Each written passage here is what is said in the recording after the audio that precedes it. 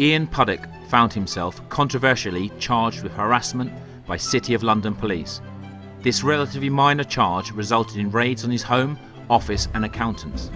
You think about the allegations against Ian, there was overkill in the police approach to this, in the raids in his home, the raids on his business. It didn't seem necessary. Police interviews went unrecorded. Accusations were made against Ian without any justification. If what he was saying was true, what he has done is left a huge quantity of Class A drugs to be sold. Is that the sort of thing that a policeman would really do? And worst of all, there is evidence that City of London police were influenced by outside voices. You know, we live in England, things are transparent, things are whiter than white. Well, they're not. This is a case of, you know, somebody standing up and not allowing themselves to be bullied by these thugs.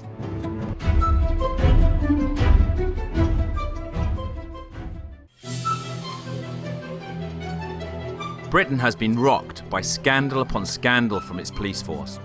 The organisation has been repeatedly found wanting when it comes to stamping out corrupt and criminal behaviour in its ranks.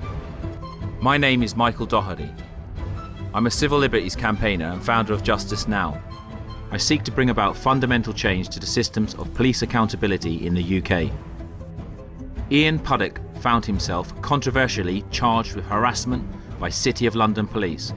This relatively minor charge resulted in raids on his home, office and accountants. Police interviews went unrecorded.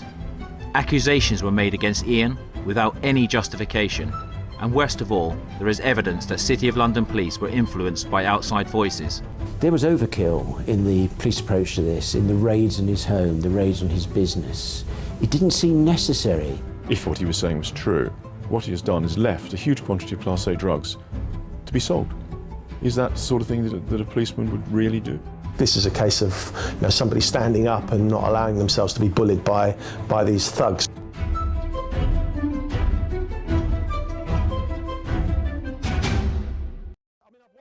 This is Ian Puddick. He runs a plumbing company. But these days he also seeks to expose and publicise police corruption. This is a story of how the police turned his world upside down. It started in 2009. I found out that my wife at the time was having an affair, and, you know, let's be frank, these things happen and they always will. I tried to resolve the matter pragmatically by ringing the guy concerned. He was a board member of the world's largest reinsurance company, and my wife worked for him as her PA. I rang the guy up and asked for my wife to be moved while we sorted out our personal relationship. He wasn't happy with the phone call. I then the next day rang up the chairman of the company. The chairman of Guy Carpenter was much more cooperative and helpful. Unfortunately, these phone calls would come back to haunt Ian. The board member decided to take strong measures against Ian for bringing this affair to light. The police were about to get involved. The guy made a huge fuss and said, look, you know, there was no affair. You know, I've made it all up. I'm some kind of nutter that's created this story out of jealousy or spite or whatever the motivation was, and reported me to the police. Reported me to Sussex Police for harassment for making those calls. So what happened was Sussex Police looked at the matter and confirmed in writing that it was a civil matter and not a criminal matter. They also stated that my behaviour in the circumstances was reasonable, and they declined to get involved. So Sussex Police were reported in on a charge of harassment. So in this country, this means causing somebody alarm and distress. Yeah. So at that time when he went to Sussex Police, had you done anything that you believe could have caused alarm and distress to anybody? No, absolutely not. And this is where it all gets very, very, very sinister. Sussex Police at this point had bailed out and said, look, it's a civil matter, we're not going to get involved. The individual concerned contacted their sister company, a company called Kroll. Kroll are the world's largest risk and security consultants. They work for MI6, so they're a global organisation. They're not some sort of like backstreet sort of organisation, they're a global consultancy. With the board members' local force, Sussex Police, completely uninterested in this whole state of affairs, Kroll brought a new force into the picture, London's police. Although Not the main force, the Met, but the tiny City of London police force, who operate only 3 stations in their 1 square mile of territory. Guy Carpenter and Kroll HQ lies within this square mile. Michael Woolkind, QC, would later represent Ian in court. He remembers the damning emails that were disclosed by the Crown Prosecution Service to help Ian's case. I saw certain emails that showed far too much involvement of a private security firm, far too much obedience by the police, apparent obedience by the police, to the desires of this private security firm, with whom the other man involved in this case had firm connections. But once Kroll became involved, the stakes are raised. They begin to dictate the course of this investigation. It ends up as a Guy Kroll-sponsored prosecution. That can't be right. That's not the way things should work. Kroll sent an email to this gentleman confirming that not to worry about Sussex Police.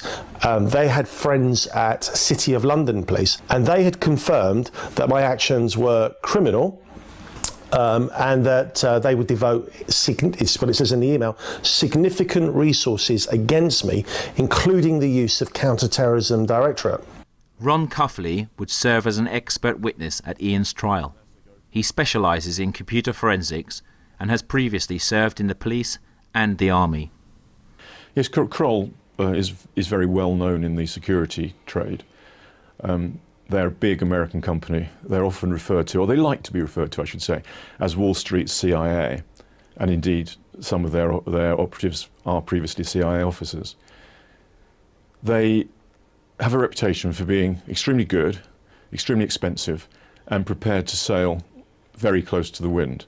I'm not saying they'll necessarily break the law, but they will certainly pull out all the stops for their clients.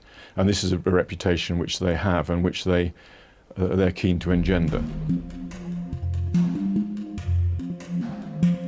They immediately set about building a case against Ian.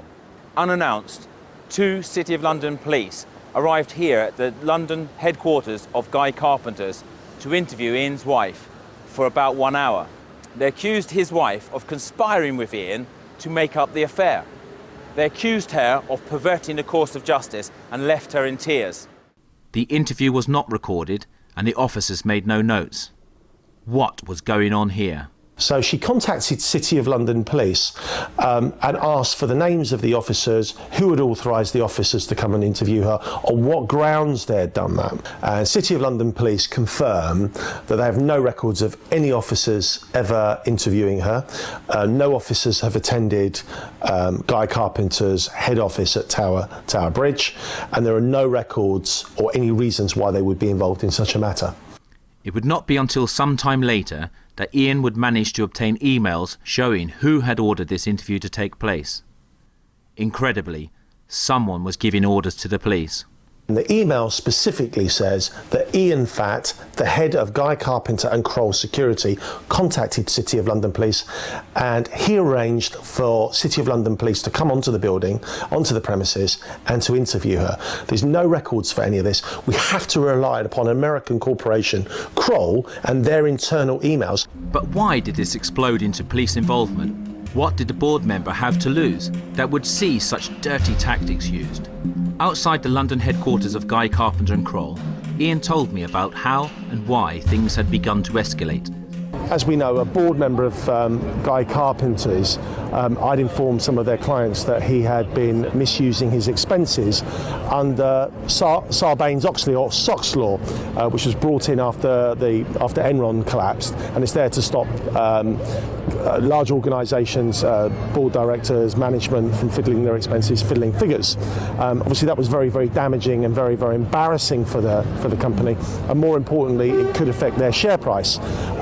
Clients obviously finding out that there'd been this fiddle going on was incredibly damaging. Kroll began gathering intelligence on Ian, which may sound innocuous, but it was in fact shockingly invasive. The intelligence that they gathered on me is frightening.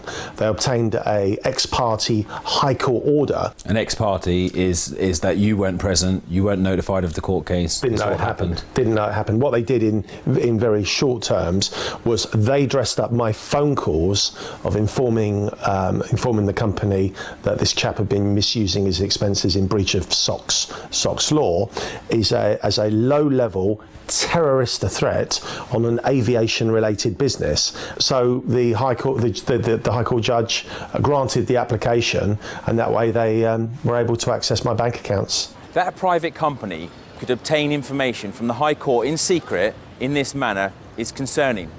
The aggressive way in which Ian alleges that they used it to harass and damage him is all the more shocking.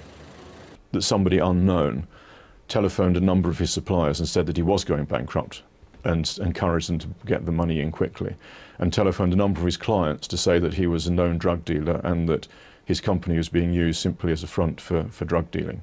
So this is huge black operation against me, a smear operation, purely because I'd embarrassed some people at very high level at Guy Carpenter's. And City of London Police launched something called Operation Bohan. What the police did was they were tracking me. You've seen the pictures. They were tracking my car, my vehicles, using satellite technology. Again, all at the expense of the public. Ironically, Ian started to receive menacing phone calls from a withheld number. An anonymous voice threatening him, then hanging up. That could definitely be classed as harassment. But that was the least of Ian's troubles, as the police were about to crash into his life in full force. The weight of the raids, the timing of the raids, the frequency of the raids was all surprising. It was as if the police had some extra motivation, some extra push behind them on this occasion. My house is raided at sort of 6:30, 7:15 in the morning by the Counter-Terrorism Directorate. I'm arrested and whisked away in moments. It was very, very, very scary, incredibly scary. There's a simultaneous raid by the Counter-Terrorism Directorate on my company offices. And then also there's a simultaneous raid a bit later in the morning by the Economic Crimes Directorate, and they raid my company accountants. And this is a huge intelligence gathering operation. They remove all our computers, laptops, satellite navigation systems, mobile phones, digital cameras, and they send everything away to the high-tech crimes laboratory for forensic analysis. I'm obviously arrested. I've never been arrested before. In the police car, when they whisked me from my home to the police station, I told them everything. So we got to the police station, they took me through to the interview room. They said, look, you told us in the car, just tell us again. The immediate concern for Ian upon arriving home was the damage that these raids had done to his company. Their computers had been seized, and they were struggling to do business. The police had been used as a weapon to damage Ian professionally and financially. My business is completely stuffed. The computers aren't expensive, but all the data on them is expensive. So we've got customers and clients ringing up saying, you did a quote, you've got this, I'd like to go ahead with this job or that job. And we had no information. I mean, we couldn't tell our clients, by the way, sorry, we've just been raided by the counter-terrorist squad, they've taken everything away. When you think about the allegations against Ian, there was overkill in the police approach to this, in the raids on his home, the raids on his business. It didn't seem necessary. 1 month after the raids on his home and business, Ian was interviewed by the police for a second time. This is Snow Hill Police Station where the interview occurred. Ian was shouted and screamed at by officers here before they made 2 serious allegations against him. First, they claimed that he had attempted to pervert the course of justice. The forensics team, this is what they told me, had found on my computer information about Hendon Magistrates Court. I explained that I'd just started the process of becoming a magistrate and been making notes. And they, well, we want the effing names of all the magistrates and judges you're colluding with, give us their effing names. Obviously I didn't have a clue what they were talking about, tried explaining that, and they just got more and more angry. The police were clearly clutching at straws, trying to create imagined offences out of information they had acquired through the raids. But when that didn't work, they started making things up entirely. They claimed to have photos of Ian taking Class A drugs. In the end, they did admit that they hadn't seen the pictures and the pictures didn't exist. And I sat through this nonsense. It's not recorded. I'm not read my rights. I'm not cautioned. The officers made no notes. Ian complained to the IPCC, the body that is meant to investigate police misconduct. They interviewed the officers who interrogated Ian, but neither of the men could remember it ever taking place. I go back to the IPCC. As a plumber, I'm telling these investigators, could you check the CCTV's cameras, please? Because they will show the times, the dates, and obviously me be going through to this interview room that the officers cannot remember. The CCTV had been wiped in a freak accident, so that couldn't go ahead. I then go back to the IPCC for a third time and say, can you check the door locks, please? Because when the police officers took me through the station to that room, they used swipe cards, and I found out that those swipe cards, the time, date, officers' details, that data is not stored in the police station. It's stored externally, so the police can't tamper with it. Okay. I phone up the IPCC a week later saying what's going on, and they have to admit, yes, the door logs do show that they were entered and accessed at the times I said. So the IPCC now go back to the police officers, and they have to now give an account for taking me through to that room because I'm in their care. This time, the two officers recover from their amnesia and give a completely false story. But because you've got two sworn officers giving a united story against a civilian, obviously they've sworn oaths to tell the truth, they're believed, I'm not. The case, or my complaint, is closed down. After all of these interviews and raids, the only thing the police could charge Ian with was making the phone calls to Guy Carpenter. The claim that Ian caused alarm and distress was all they had to go on. But going to court meant that the details of the board members' affair and expenses would be revealed. Guy Carpenter began an internal investigation before all of this could come out. Their reputation was at stake. At the end of the investigation, on the day that this board member was due to find out the outcome of this disciplinary investigation into misuse of company expenses, he resigns. And the senior partner at Guy Carpenter, a lady called Terry Woods, she spoke to my partner and said he's resigned today because he was going to be found guilty. The board member immediately drops his case against Ian, and the whole ordeal seems to be over. But Ian is still seething over what's been done to him. So armed with the information he's obtained preparing for trial, he starts a website to publicise the corruption behind his prosecution. 4 days after Ian's website went online, police once again raided his home and business. Ian was out, so could not be arrested. Believing he was innocent, Ian contacted the police and arranged to meet them. So they arrested me by appointment a couple of days later. This time I did take a solicitor. And what they said was in the interview that my new website had harassed this board member out of a job. That they at that point charged me with Section 2 non-violent harassment again for the second time, and the board member made a statement to City of London Police effectively saying that he had to resign after 34 years of employment because my website had harassed him out of a job. Unfortunately for the prosecution, he resigned just on 2 months before the alleged harassment took place. Ian promoted his website through social media and blogging, trying to raise the profile of his case. He even went to Speaker's Corner in London, where people can go and speak publicly on any subject without having to clear it first with the authorities. They would send undercover police officers from the Counter-Terrorism Directorate to Speaker's Corner to listen to me whilst they're undercover. I was then arrested for speaking at Speaker's Corner. So again, the resources to get me were still there. Ian finally wound up in court, charged with harassment. But the trial would see some bizarre allegations and exchanges as the prosecution case fell apart. Ron Cuffley successfully refuted the prosecution's expert report on Ian's online activities.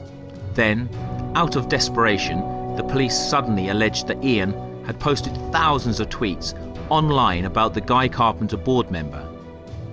She was cross-examined and asked, have you actually seen any evidence, for example, one tweet or Facebook entry about this board member at all? And she said no. She was then asked, have any members of the investigating team seen any evidence to support what you just said? Yes or no? She said no. Having failed to get satisfaction from the IPCC, Ian told the court about the aggressive interview in Snow Hill Police Station.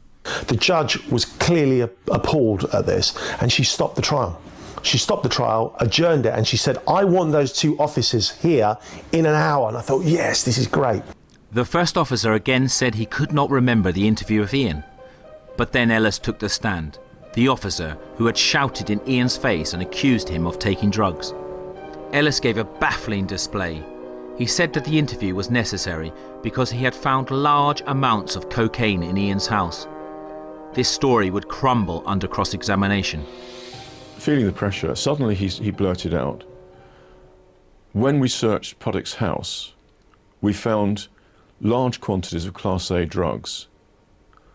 Oh, says the QC, what was the nature of these Class A drugs? Oh, they were cocaine. Were they crack cocaine? Yes, they were crack cocaine. What did they look like? They were a white powder. Now, that probably doesn't mean anything to most of your viewers, but crack cocaine is not a white powder. Crack cocaine looks rather like melted candle wax. So my barrister said, so when you found the first cache of crack cocaine in the kitchen, you obviously discussed that with the other officers. He said, no, I didn't. He said, but they had to have seen it because they were with you and it was there. So you had to have discussed it with them. He said, no, I didn't discuss it with them. He said, but you made a note in your notebook though. You made a notebook. He said, no, I didn't make any notes. He said, but you phoned up your boss and went, Gav, I found a large cache of crack cocaine. You made that call to your boss to let him know that you found the drugs. And he said, no, I didn't do that. He said, but did you confiscate anything from Mr. Puddick's property? And he said, yeah, we confiscated a mobile phone, a satellite navigation system, a digital camera and a laptop and a PC. And he said, and what did you do with that? He said, well, we sent it all to the high-tech crimes laboratory for forensic analysis. And he said, did anything come back to show any elements of criminality? And he said, no. So he said, so coming back to the crack cocaine, when you confiscated that, which laboratory did you send that to? He said, oh, I didn't confiscate it. He said, well, you've got it yourself, or it's still at the police station? The officer said no. So he said, so you left the crack cocaine and all the paraphernalia in Mr. Puddick's house? He said, yes. If what he was saying was true, what he has done is left a huge quantity of Class A drugs to be sold. Is that the sort of thing that a policeman would really do? Ultimately, though, the trial went Ian's way. Despite the police efforts in examining every minute detail of his life, they still could not get a conviction, even on quite a minor charge. Sometime during the trial I described that this case was much more about embarrassment than harassment. In other words, it may have been awkward for certain other people that misbehaved, but in exposing other people's misbehaviour, embarrassing though it is for them, doesn't mean that he deserves to be prosecuted. You were found not guilty at your trial? Yeah, I was cleared. I mean, how did you feel at that time? Well, I was absolutely relieved. We were just absolutely relieved, just that it was all over. I think I cried. I did cry. I was just so relieved that I just got some justice, and they'd thrown all these resources at me on anything, lying, just doing anything they could, because the minute they got a conviction, everything's justified.